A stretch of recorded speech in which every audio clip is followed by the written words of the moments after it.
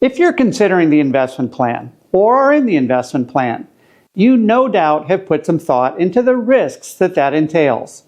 But there is one risk especially that is often overlooked, and in my opinion, it's the biggest one.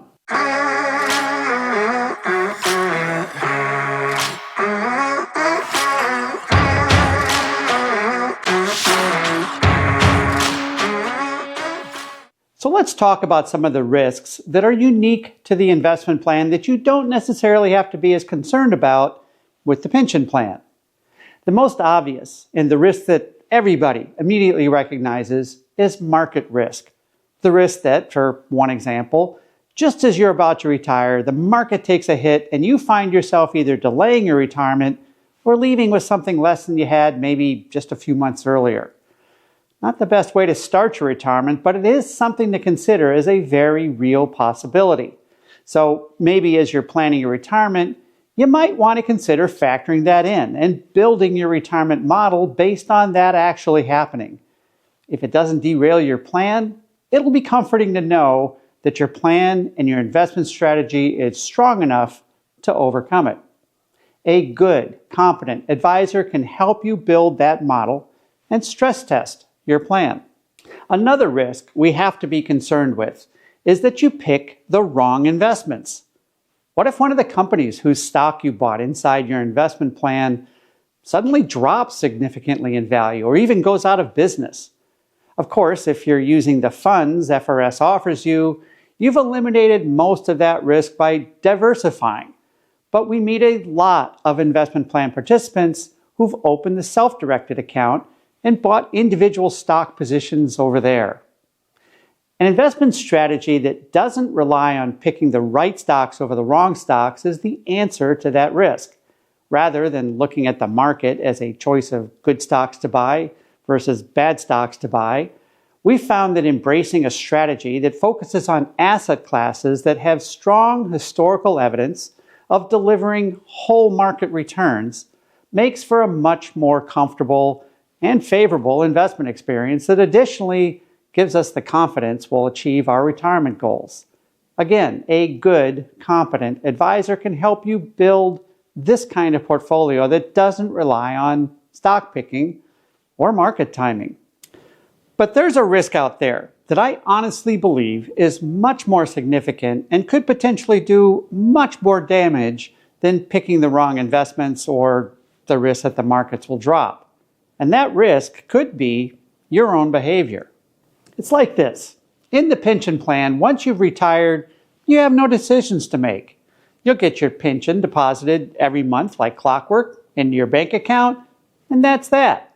You can't call FRS and say, hey, I'd like to buy this RV I'm looking at. Can you guys advance me $100,000 against my future payments? Well, after the guy on the other end of the line spits out his coffee, he's going to explain to you how a pension works, and it's going to be a pretty short phone call. Or how about this? You call the FRS pension managers and you tell them, guys, I just got a great lead on a small startup company that can't miss. It's going to be the next Google or Tesla, and I think you should invest a whole lot from the FRS pension into it. Again, coffee will be spit out. I'm pretty sure that they're following modern portfolio theory pretty closely up at FRS, keeping the fund highly diversified and not taking any bets on any positions. Just what they should be doing. And you too. In every case that we hear about an investment plan that went awry, the reasons that we see are always bad behavior. More specifically, those bad behaviors are where the investor didn't diversify their account or lacked the understanding of how markets work, which led them to poor decisions around their investments. We also see investment plan participants take too much out of their plan, in essence, not treating their plan like a pension that needs to provide a lifetime stream of income. Sometimes temptation just gets the better of people, and that boat or those first-class plane tickets mean more to them than making sure that their account lasts longer than they do. What we've learned to be absolutely true, and something that was a bit surprising to me as a younger advisor, was that the easiest part of this job of being a wealth manager is the investment part. Now, some investment advisors are obviously better at it than others, but the truth is we've got more data than you can imagine that tells us what we need to do for our clients to be successful. Believe me, that part is actually pretty easy. The hard part is managing the behaviors of the wonderful people that we call clients, because in our experience, it's not the markets and it's not the investments that get us into trouble. What gets people in trouble is not understanding the rules you have to follow and not treating your plan with the respect that it needs. That's what gets folks into trouble. Now, lest you take away from this the idea that we're only recommending you take the pension plan and avoid the investment plan, that's not what I'm saying. What I am saying is that the investment plan still may be the best solution for you based on what your goals are.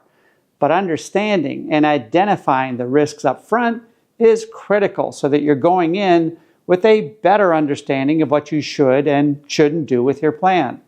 A strong, seasoned, and competent advisor can help.